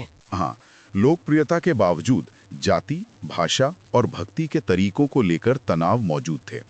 उभय वेदांत के विचार को द्रविड़ वेद का शीर्षक पाने के लिए वैदिक परंपरा से वैधता की आवश्यकता थी। संस्कृत और प्रबंधम की लगातार तुलना होती रहती थी। भजनों के लेखकों का निम्न जाति से होना भी धर्मशास्त्रियों के लिए वैधता की समस्या खड़ी करता था। इसके जवाब में तर्क दिया गया कि भक्ति जाति से बढ़कर है। और इसी तनाव से विभाजन हुआ, वटकले और तिनकले। हाँ, आल्वारों और रामानुज की परस्पर विरोधी व्याख्याओं ने संघर्ष पैदा किया। समुदाय दो मुख्य संप्रदायों में विभाजित हो गया, वटकले यानी उत्तरी शाखा और तेनकलाई यानी दक्षिणी शाखा। मंदिर और मठ भी विशिष्ट वटकले या तेनकलाई परंपरा से संबंध हो गए। वटकले का केंद्र कांची था, ये वैदिक पालन और संस्कृत पर जोर देते थे। तेनकलाई का केंद्र श्रीरंगम और कावेरी डेल्टा था, ये प्रबंधम के पालन और तमिल पर जोर देते थे। ये विभाजन किस बात पर आधारित था? एक मुख्य अंतर यह था कि रामानुज का तत्काल उत्तराधिकारी कौन था। वटकलय वेदांत देसिका 1268 से 1366 को मानते थे। तेनकलय मणवाला मोमुनी 1370 से 1443 को मानते थे। दोनों ने वैद उत्तराधिकार का दावा किया और अपनी अपनी व्याख्याओं को मान्य ठहराया। इनके बीच मुख्य धर्मशास्त्रीय बहसें क्या थीं? कई मुद्दों पे बहस थी। पहला, ईश्वर और आत्मा की प्रकृति। वटकले मानते थे कि मुक्ति के लिए आत्मा का प्रयास आवश्यक है, जैसे बंदर का बच्चा अपनी मां को पकड़ता है, मरकट न्याय।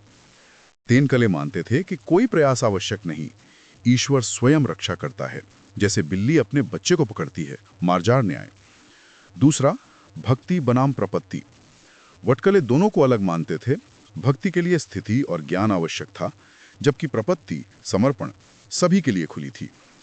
तेनकले भक्ति को निम्न मानते थे क्योंकि उसमें प्रयास आवश्यक है, और प्रपत्ति को श्रेष्ठ मानते थे क्योंकि वो सहज समर्पण है। तीसरा, प्रपन्न का जीवन और कैंकर्य, सेवा। वटकले शास्त्रीय नियमों के पालन और प्रायश्चित पर जोर देते थे। तेनकले शास्त्रों को कम महत्वपूर्ण मानते थे और कहते थे कि प्रायश्चित आवश्यक नहीं, ईश्वर सभी पाप क्षमा करते हैं। चौथा, श्री, लक्ष्मी, विष्णु की पत्नी, मध्यस्थ की भूमिका। वटकले उन्हें ईश्वर के बराबर मानते थे जो मुक्ति प्रदान कर सकती हैं। तेनकले उन्हें परिमित जीव मानते थे, अधीनस्थ, महत्वपूर्ण मध्यस्थ पर मुक्ति नहीं दे सकती। क्या ये विभाजन वास्तव में इतना गहरा था? इतिहासकार मानते हैं कि ये विवाद अक्सर मंदिर प्रशासन पर नियंत्रण से जुड़े होते थे। ग्रंथों और शिलालेखों से तनाव का अनुमान लगाया जा सकता है। दोनों वंशों ने संसाधनों के विनियोजन और अपने नियंत्रण क्षेत्र बनाने के लिए सांप्रदायिक पहचान पर जोर दिया। और ये पहचान आज भी दिखती है? हाँ, वटकलाई और तेनकलाई पहचान आज भी दैनिक प्रथाओं को आकार देती है, जैसे माथे पर लगाए जाने वाले नामम, तिलक के अलग अलग तरीके।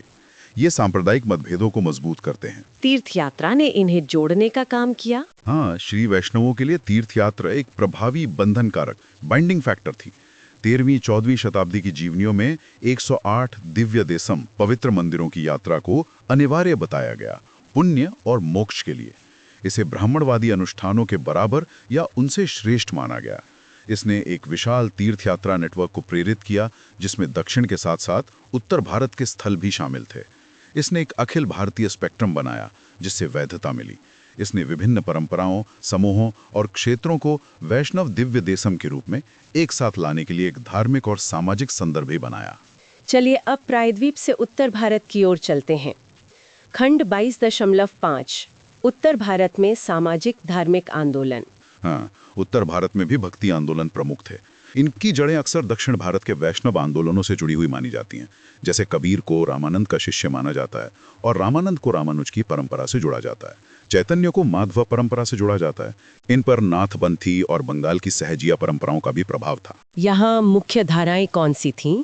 एक प्रमुख धारा थी एकेश्वरवादी आंदोलन। मोनोथेइस्टिक मूवमेंट। इसके प्रमुख प्रतिपादक थे कबीर 1440-1418, दादू दयाल, गुरु नानक 1469-1439, जी, नामदेव 14वीं सदी, धन्ना, पीपा, रैदास। बिल्कुल। ये आंदोलन आम जनता में बहुत लोकप्रिय हुए क्योंकि इन्होंने सामाजिक आर्थिक उत्पीड़न के खिलाफ उनकी भावनाओं को छुआ। रामानंद की भूमिका क्या थी? रामानंद उत्तर भारत में वैष्णव भक्ति के प्रमुख प्रतिपादक माने जाते हैं। जी। वो दक्षिण भारतीय परंपरा से प्रभावित थे, लेकिन उन्होंने विष्णु की जगह राम को भक्ति का केंद्र बनाया। उन्हें उत्तर भारत में रामपंथ का संस्थापक माना जाता है। जी। कबीर को उनका शिष्य माना जाता है। कबीर के बारे में क्या खास है? कबीर शायद इन संतों में सबसे लोकप्रिय और प्रमुख थे। बाद के लगभग सभी भक्ति संत कबीर उनकी शिक्षाओं से खुद को किसी न किसी रूप से जोड़ते हैं। जी। सिख धर्म के पवित्र ग्रंथ आदि ग्रंथ में भी कबीर के कई पद शामिल हैं। इन एकेश्वरवादी संतों की मुख्य विशेषताएं क्या थीं? देखिए, कई बातें हैं। ज्यादातर संत निम्न जातियों से थे। कबीर जुलाहे थे, रैदास चमार, सेनानाई, नामदेव दर्जी। वे केवल एक ईश्वर में विश्वास करते थे, इसलिए एकेश्वरवादी कहलाए। उनका ईश्वर निराकार, निरंकार, शाश्वत, अकाल, अवर्णनीय, अलख था, यानी उनका निर्गुण अभिविन्यास था। वे ईश्वर के सतनाम के जाप पर जोर देते थे। गुरु का महत्व बहुत ज्यादा था। कीर्तन, सामूहिक गायन और सत्संग, संतों की संगति भी महत्वपूर्ण थे। उन्होंने हिंदू और इस्लाम दोनों की आलोचना की। हाँ, उन्होंने दोनों धर्मों के बाहरी आडंबरों और कर्मकांडों की समान रूप से निंदा की। जातिगत बाधाओं और पूरी जाति व्यवस्था की तीखी आलोचना की। जाति, पंथ या लिंग पर आधारित सभी भेदों की निंदा की। सभी अंधविश्वासों और रूढ़िवादी प्रतीकों का तिरस्कार किया। ब्राह्मणवादी विचारों की सर्वोच्चता को खारिज किया और ब्राह्मणवादी प्रभुत्व की आलोचना की। भाषा कौन सी इस्तेमाल की? उन्होंने आम जनता की भाषा का प्रयोग किया, जिससे उनके विचार दूर दूर तक फैले। उन्होंने तपस्या पर जोर नहीं दिया और स्वयं सांसारिक जीवन जिया। हालांकि उन्होंने खुद कभी कोई औपचारिक संगठन नहीं बनाया, लेकिन उनके अनुयायियों ने बाद में संकीर्ण सांप्रदायिक आधार पर पंथ बना लिए, जैसे कबीरपंथी, नानकपंथी, दादूपंथी। उत्तर भारत में वैष्णव भक्ति का प्रसार कैसे हुआ? वैष्णव भक्ति का प्रसार बंगाल, महाराष्ट्र, कश्मीर, गुजरात जैसे क्षेत्रों में भी हुआ। महाराष्ट्र में ज्ञानेश्वर 1275 से 96 अग्रणी थे। फिर नामदेव 1270, 1350, एकनाथ 1533, 99, तुकाराम 1598, 1650 जैसे संत हुए। ये भागवत पुराण से प्रेरित थे। बंगाल में कृष्ण भक्ति परंपरा ज्यादा मजबूत थी, राम भक्ति के विपरीत। जयदेव ने 12वीं सदी में गीत गोविंद लिखा, जिसमें राधा कृष्ण प्रेम का अद्भुत वर्णन है। यहाँ सहजिया परंपरा का भी प्रभाव था। चंडीदास 14वीं सदी, विद्यापति 14-15वीं सदी और चैतन्य महाप्रभु 1486, 1533 यहाँ के प्रमुख प्रतिपादक थे। कश्मीर में 14वीं सदी में एक महिला संत हुई, ललदेद। गुजरात में नरसिंह मेहता 1414-81 प्रसिद्ध हुए। असम में शंकरदेव 1449-1568 ने वैष्णव भक्ति का प्रसार किया। इन आंदोलनों पर इस्लामी या सूफी प्रभाव के बारे में क्या कहा जाता है? ये एक बहस का मुद्दा है। क्या ये इस्लामी सूफी प्रभाव का परिणाम थे या इनका स्वदेशी उद्गम था? देखिए, भक्ति का विचार दक्षिण भारत में इस्लाम के आगमन से बहुत पहले विकसित हो चुका था, लेकिन सूफी और भक्ति संतों और उनकी प्रथाओं के बीच जो उल्लेखनीय समानताएं हैं, उनसे इनकार नहीं किया जा सकता। माना जाता है कि कबीर ने चिश्ती सूफी संतों से संपर्क बनाए रखा था, तो शायद कुछ आदान प्रदान जरूर हुआ होगा। वाह, ये वाकई एक बहुत लंबा और गहरा सफर था। हमने प्रायद्वीपीय भारत और कुछ हद तक उत्तर भारत के सामाजिक धार्मिक आंदोलनों की जटिल और विस्तृत दुनिया को समझने की कोशिश की है। हाँ, और यूपीएससी की तैयारी के लिहाज से ये समझ बहुत ही जरूरी है। ये न केवल आपके हिस्ट्री, आर्ट एंड कल्चर के ज्ञान को मजबूत करेगा, बल्कि इंडियन सोसाइटी पेपर के लिए भी एक ठोस आधार देगा। धर्म, समाज और राजनीति के बीच का ये दो जटिल रिश्ता है, ये आज भी उतना ही प्रासंगिक है। बिल्कुल। तो इस पूरी चर्चा के मुख्य निष्कर्ष या की टेकअवेज क्या रहे, संक्षेप में बता सकते हैं? हाँ, बिल्कुल। कुछ मुख्य बिंदु इस तरह हैं। पहला, भक्ति का विकास एक सतत प्रक्रिया थी, जो संगम काल से शुरू होकर बाद की शताब्दियों तक लगातार बदलती रही। ये कोई एक स्थिर चीज नहीं थी। दूसरा, नयनार, शैव और आलवार वैष्णव संतों ने तीव्र व्यक्तिगत भक्ति को लोकप्रिय बनाया, लेकिन उनके बीच मतभेद और प्रतिस्पर्धा भी थी। उन्होंने तमिल भाषा को भक्ति का माध्यम बनाया। तीसरा, आचार्यों जैसे शंकराचार्य, रामानुज, माधवाचार्य ने भक्ति दर्शन को व्यवस्थित किया, उसे दार्शनिक आधार दिया, जैसे अद्वैत, विशिष्टाद्वैत, द्वैत, और उन्होंने मंदिर और मठ जैसी संस्थागत ढांचे भी विकसित किए। चौथा, वीर शैव जैसे आंदोलनों ने जाति विरोधी और ब्राह्मण विरोधी विचारों को प्रमुखता दी और सामाजिक संरचना को चुनौती पेश की। पांचवा, सामाजिक राजनीतिक संदर्भ जैसे चोल, विजयनगर, नायक राज्यों का उदय और पतन, इसने धार्मिक आंदोलनों को गहराई से प्रभावित किया और ये आंदोलन भी राजनीति से प्रभावित हुए। एक गहरा गठजोड़ था। छठा, मंदिर, मठ, तीर्थ यात्रा और गुरु की अवधारणा, ये सब समुदायों को एकीकरण करने, विस्तार करने और नियंत्रित करने के महत्वपूर्ण तंत्र बने। सातवां, समुदायों के भीतर एकीकरण के प्रयासों के साथ साथ जाति, भाषा और संप्रदाय को लेकर तनाव और विभाजन भी लगातार मौजूद थे, जैसे श्री वैष्णवों में वटकलय और तिनकलय का विभाजन। और आठवां, उत्तर भारत में कबीर, नानक जैसे संतों ने एकेश्वरवादी निर्गुण भक्ति को आम जनता तक पहुंचाया, जो सामाजिक आलोचना से भी युक्त थी। उन्होंने स्थापित धर्मों के कर्मकांडों और जाति व्यवस्था पर सवाल उठाए। बहुत बढ़िया, ये सच में एक कॉम्प्रिहेंसिव यूनिट है। हाँ, ये न सिर्फ इतिहास है, बल्कि आज के भारतीय समाज की जड़ों को समझने की कुंजी भी है।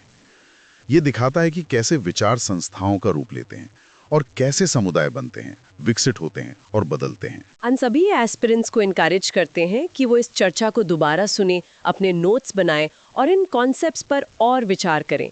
ये सिर्फ परीक्षा के लिए नहीं, बल्कि भारत की आत्मा को समझने के लिए भी महत्वपूर्ण है। और हाँ, अगर आपको ये डिटेल्ड एनालिसिस पसंद आया तो हमारे YouTube चैनल सुन लो यूपीएससी को जरूर सब्सक्राइब करें। इस वीडियो को लाइक करें, अपने दोस्तों के साथ शेयर करें जो तैयारी कर रहे हैं, और कमेंट्स में बताएं कि आप और किन टॉपिक्स पर ऐसी ही गहराई से चर्चा चाहते हैं। आपकी प्रतिक्रिया हमारे लिए बहुमूल्य है। पढ़ते रहिए, सीखते रहिए, और जाते जाते सोचने के लिए एक सवाल: क्या इन भक्ति आंदोलनों का मुख्य उद्देश्य केवल आध्यात्मिक मुक्ति ही था, या फिर सामाजिक राजनीतिक बदलाव लाना उनके एजेंडे का एक ज़्यादा महत्वपूर्ण हिस्सा था। इस पर विचार ज़रूर कीजिएगा। अगली बार फिर मिलेंगे एक और ज्ञानवर्धक सफर पर द डीप डाइव में। धन्यवाद।